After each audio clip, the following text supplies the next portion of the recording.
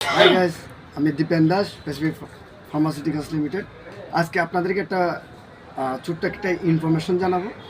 যেহেতু আপনারা অনেক সময় পাতলা পায়খানা হলে, অনেক সময় ডেন্টাল ইনফেকশনের জন্য, অনেক সময় আপনার লিউক্রিয়া হলে ডাক্তাররা একটা মেট্রোনিডাজল নিয়ে থাকে। অনেক ক্ষেত্রে মেট্রোনিডাজলটাকে অনেকে শুধু পাতলা পায়খানার ওষুধ হিসেবে মনে করে। তো আজকে আমি আপনাদেরকে দেখাবো মেট্রোনিডাজল কোন ধরনের। যেমন ধরুন আমার হাতে একটা প্যাকেট আছে, এখানে নিচে লেখা আছে মেট্রোনিডাজল ব্যান্ডমেড। এটা বাজারে বিভিন্ন কোম্পানির বিভিন্ন নামের মধ্যে দেওয়া আছে। দয়া করে যদি মেট্রোনিডাজল আপনারা যদি আপনারা ডিসেন্ট্রি, ডায়রিয়া, পাতলা পায়খানার মধ্যে খেয়ে থাকেন, তাহলে সেটার কোর্সটা কমপ্লিটলি খাবেন। কারণ দুই একটা খেয়ে শুধু অ্যান্টিবায়োটিক রেসিস্ট্যান্স নিজের বডিতে সৃষ্টি করার কোনো প্রয়োজন নেই। আর অ্যান্টিবায়োটিক রেসিস্ট্যান্সটা কি, সেই জিনিসটা আমি আপনাদের সামনে পরবর্তীতে একটা তথ্যপত্র সহ বিস্তারিত আমি উপস্থাপন করব। তাই এজন্য বলছি, আপনারা মেট্রোনিডাজল গ্রুপের যদি কোনো ট্যাবলেট খেয়ে থাকেন,